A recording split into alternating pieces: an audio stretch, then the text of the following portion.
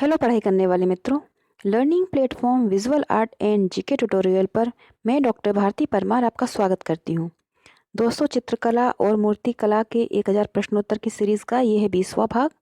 और अगर आप पूरी श्रृंखला देख रहे हैं तो आप जरूर कमेंट करिएगा कि आपको ये श्रृंखला कैसी लग रही है। और इस वीडियो में भी 25 क्वेश्चन हैं। आप उसको मॉक टेस्ट की तरह देखिए, करिए सॉल्व उसे और लिखिएगा कितने प्रश्न आपके सही हो रहे हैं।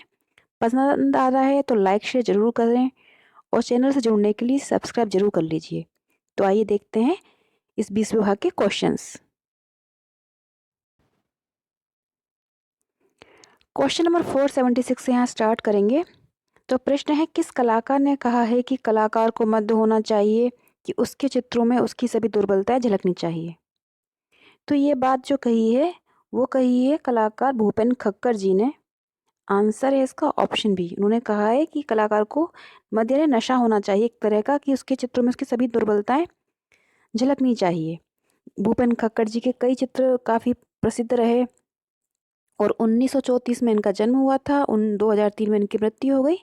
और ये प्रोफेशन से चार्टर्ड अकाउंटेंट थे, लेकिन इन्होंने चार्टर्ड अकाउंटेंट का अपना काम छोड़कर चित्रकला क्षेत्र में आ गए। और उनके काफ़ी कुछ प्रसिद्ध चित्र हैं, जैसे कि तुम सबको खुश नहीं रख सकते, near red fort, watch repairing, man eating jalebi और हयाती पर भी इन्होंने चित्र बनाया है। नेक्स्ट क्वेश्चन है 477। वर्ष 1956 में कौन सा कलाकार लखनऊ कला एवं शिल्प महाविद्यालय में प्राचार्य बना था। तो 1956 में सुधीर रंजन खस्तगीर जी जो थे वो बने थे लखनऊ कला महाविद्यालय में प्राचार्य। आंसर है ऑप्शन ए। और ये वहाँ से 1961 में रिटायर हुए थे। इन्होंने शांति निकेतन से पढ़ाई की थी। और 1958 में ये पहले ऐसे कलाकार थे जिनको पद्मश्री मिला था। इस चित्रकार थे ये।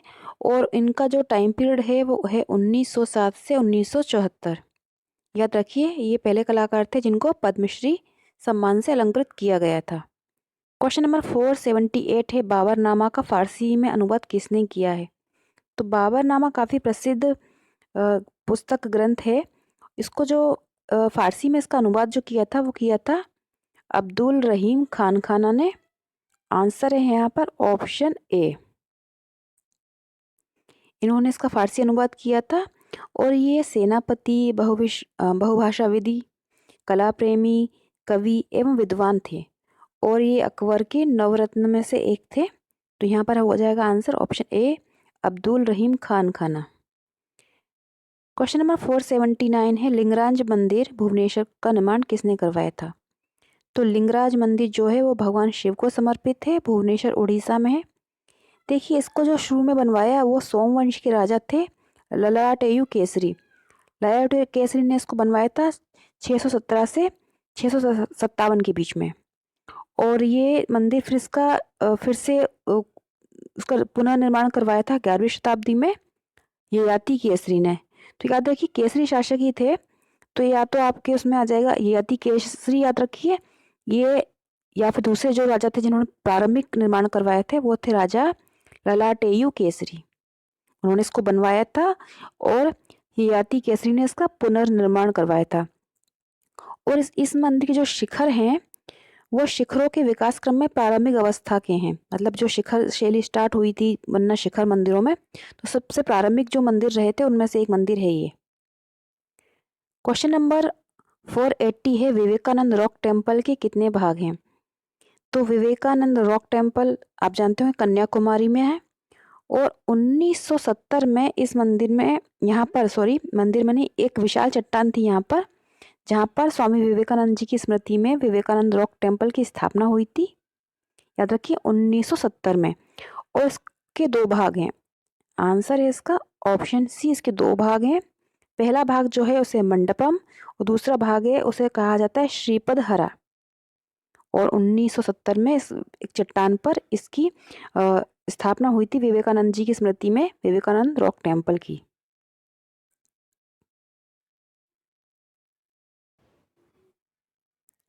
क्वेश्चन नंबर 481 है, निम्नलिखित में से कौन एक विख्यात प्रिंट मेकर है। तो इनमें से जो प्रिंट मेकर हैं वो हैं देवयानी कृष्णन। आंसर है ऑप्शन बी, कंवल कृष्ण जी भी प्रिंट मेकर हैं। ये उनकी वाइफ देवयानी कृष्ण, काफ़ी प्रसिद्ध भारतीय प्रिंट मेकर। 1910 में इनका जन्म हुआ था। और ये पूछा जाए तो किस कला समूह से जुड़ी थी ये, तो दिल्ली शिल्पी चक्र की ये सदस्य थी। तो यहाँ पर आंसर हो जाएगा ऑप्शन बी, देवयानी कृष्ण जी यहाँ पर हैं इस ग्रुप में प्रिंट मेकर। क्वेश्चन नंबर 482 है, किस वाद की मुख्य अवधारणा गयात्मक थी? तो गयात्मक अवधारणा जो रही थी वो रही थी भविष्यवाद आंदोलन की। आंसर हो जाएगा ऑप्शन सी। भविष्यवाद एक प्रमुख कला आंदोलन था जिसमें सबसे ज़्यादा प्रमुख नाम सल्वाडोर डॉली का है। सॉरी, वो अति यथार्थवादी कलाकार थे। भविष्यवादी का बता रही हूँ यहाँ पर कि मुख्य अवधारणा जो गयात्मक थी वो थी भविष्यवाद आंदोलन की। नेक्स्ट क्वेश्चन है 483, परशुरामेश्वर मंदिर के लेंटिन या सिरदल पर लकुलिश प्रतिमा किसका सूचक है? तो परशुरामेश्वर जो मंदिर है वो उस पर जो लेंटिन बना हुआ है, देखिए परशुरामेश्वर जो मंदिर है वो भगवान शिव को समर्पित है। तो जाहिर सी बात है उसके ऊपर का जो सिरदल है या लेंटिन जिसे बोला जाता है वो है पाशुपत पद का सूचक या प्रतीक। यहाँ हो जाएगा answer option A. Question number 484 है, WWF का लोगो किसने डिज़ाइन किया था? तो WWF का जो लोगो बनाया था वो बनाया था सर पीटर स्कॉट ने। आंसर हो जाएगा यहाँ पर ऑप्शन बी। इन्होंने इस लोगो को डिज़ाइन किया था 1961 में। याद रखिए 1961 में सर पीटर स्कॉट नाम था, ये एक लोगो डिज़ाइनर थे, इन्होंने इसको बनाया था। नेक्स्ट क्वेश्चन है 485, कसूती क्या है? तो कुछ ऐसे क्वेश्चन भी आ जाते हैं जिसमें आपको थोड़ा सा कंफ्यूज कर देते हैं। कसूती क्या है? तो कसूती जो है वो एक एम्ब्रॉयडरी यानी कि कशीदाकारी है और ये है कर्नाटक की। आंसर है यहाँ पर कशीदाकारी का एक प्रकार है कसूती और ये कर्नाटक की प्रसिद्ध है। दोस्तों आपको यहाँ बताना चाहूँगी कि मैंने भारतीय जो जितनी भी कशीदाकारी हैं, लोक नृत्य हैं, उन पर भी वीडियो बनाया है। उसका लिंक आपको इस वीडियो के डिस्क्रिप्शन बॉक्स में मिल जाएगा, वो ज़रूर देखिएगा। काफ़ी अच्छी आपको जानकारी मिल जाएगी। शॉर्ट वीडियो ही हैं वो, एक तरह से ज़्यादा लंबे वीडियो नहीं है उसमें, लेकिन डिटेल में मैंने बताया है कि कौन कौन सी कलाएँ कहाँ कहाँ की प्रसिद्ध हैं। और ये इस तरह के प्रश्न अक्सर एग्जाम में पूछ लिए जाते हैं, ये थोड़े से आपको उसका नॉलेज नहीं हो तो टफ लगते हैं। क्वेश्चन नंबर 486 है, चावंड रागमाला का संबंध कहाँ से था? तो चावंड रागमाला का संबंध अगर पूछा जाए क्षेत्र तो राजस्थान, और राजस्थान में बताया जाए तो मेवाड़ शैली से। चावंड रागमाला का जो चित्रण हुआ था वो मेवाड़ शैली में हुआ था। आंसर है ऑप्शन डी। क्वेश्चन नंबर 487 है, जैमिनी राय द्वारा चित्रित जो चित्र है मदर एंड चाइल्ड काफ़ी प्रसिद्ध है, इसका माध्यम क्या है?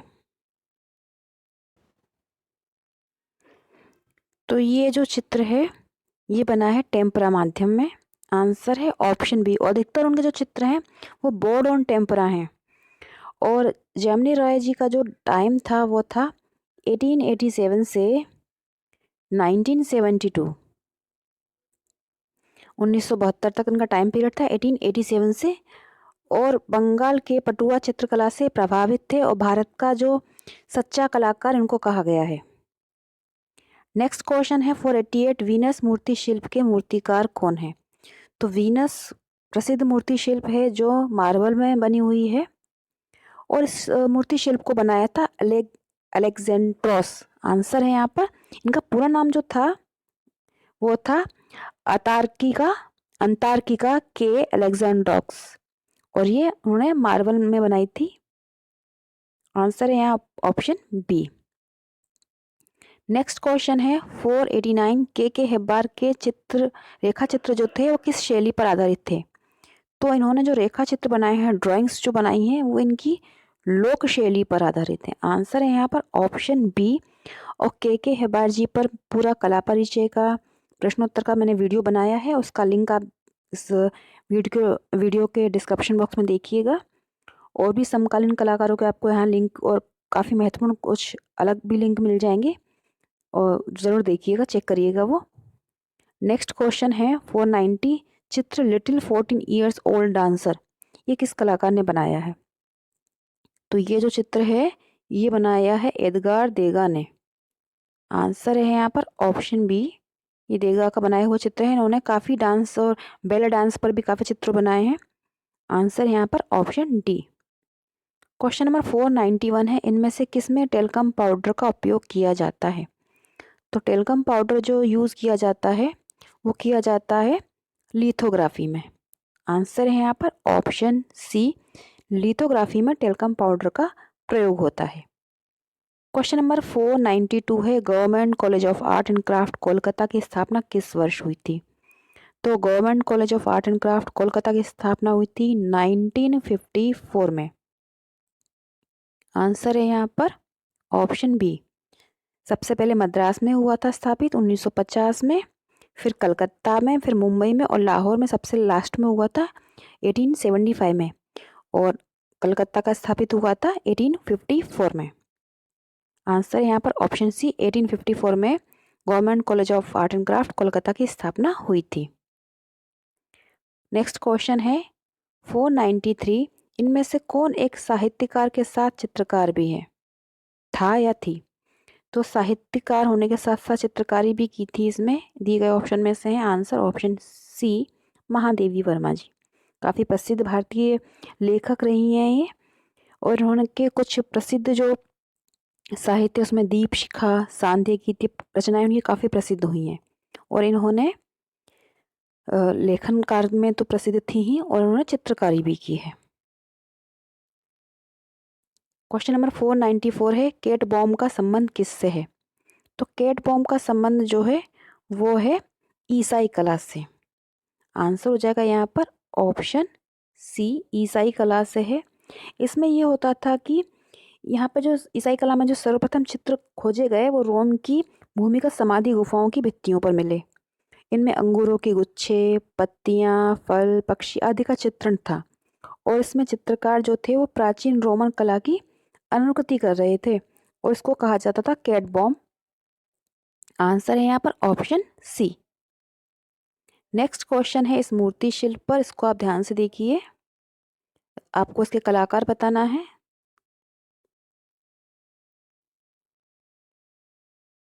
फोर 495, तो ये मूर्ति शिल्प के कलाकार कौन है?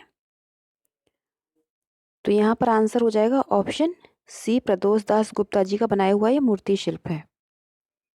नेक्स्ट क्वेश्चन है इसमें 496, इस शिल्प का शीर्षक क्या है? तो ये जो मूर्ति शिल्प है प्रदोष दास गुप्ता जी का, इसका टाइटल है क्वीन। आंसर है यहाँ पर ऑप्शन बी, ये इसका टाइटल है क्वीन। क्वेश्चन नंबर 498 है, प्रदोष दास गुप्ता की शिक्षा कहाँ से हुई थी? तो प्रदोष दास गुप्ता जी प्रसिद्ध भारतीय मूर्तिकार थे, और ये शिष्य थे देवी प्रसाद राय चौधरी जी के। 1933 से 1937 के बीच ये देवी प्रसाद राय चौधरी जी के अंडर में उन्होंने शिक्षा प्राप्त की। चेन्नई से, जिसको अब चेन्नई अब कहा जाता है, पहले उसे मद्रास कहा जाता था, तो मद्रास से इन्होंने शिक्षा प्राप्त की थी। लेकिन कलकत्ता से भी इनको फेलोशिप मिली थी। He awarded fellowship from Calcutta university. लेकिन यहाँ शिक्षा पूछी गई है, तो शिक्षा इन्होंने ली थी देवी प्रसाद राय चौधरी जी के अंडर चेन्नई से, जो अब चेन्नई कहते, जिसे पहले मद्रास कहा जाता था। और इन्हें रॉयल एकेडमी और लंदन की फेलोशिप भी मिली थी, और साथ ही साथ इन्होंने मूर्तिकला में जो काफ़ी पेरिस भी गए, उन्होंने वहाँ पर भी इसको ग्रांट मिला था इनको।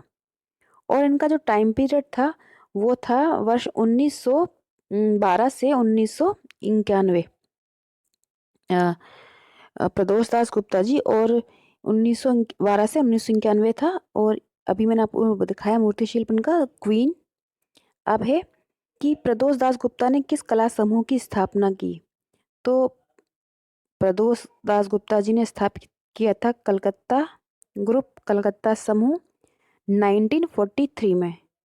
कभी ये भी पूछ सकते हैं कि कलकत्ता समूह के जो स्टार्ट करने वाले संस्थापक कौन थे? तो प्रदोष दास गुप्ता जी थे। और ये पूछ सकते हैं कौन थे वो? तो वो एक मूर्तिकार थे जो देवी प्रसाद राय चौधरी जी के शिष्य थे। क्वेश्चन नंबर 50 है, इनमें से सबसे उम्रदराज कलाकार कौन था? तो इन सब में सबसे जो उम्रदराज कलाकार थे वो थे BC सान्याल, यानी भावेश चंद्र सान्याल जी। इन्हें the great old man of India भी कहा जाता है। अब आपको यहाँ बताना है कि इनका टाइम पीरियड था क्या था और इनका जन्म कहाँ हुआ था और ये किस कला समूह से जुड़े थे। आप ये कमेंट करिएगा कि भावेश चंद्र सान्याल यानी कि बीसी सान्याल जी का जन्म मतलब उनका जो कला वर्ष थे वो कितने थे, मतलब उनका जन्म और मृत्यु बताइएगा, कहाँ जन्म हुआ था और उन वो किस कला समूह के से जुड़े हुए थे, ये आप कमेंट करिएगा। एक ये इसलिए आपके लिए छोड़ रही हूँ जिससे आपका थोड़ा-सा एक रिवीजन भी हो जाए। और आपको ये प्रश्न कैसे लगे आप कमेंट करिएगा। पढ़ते रहिए, ख्याल रखिए। Good luck. जय हिंद।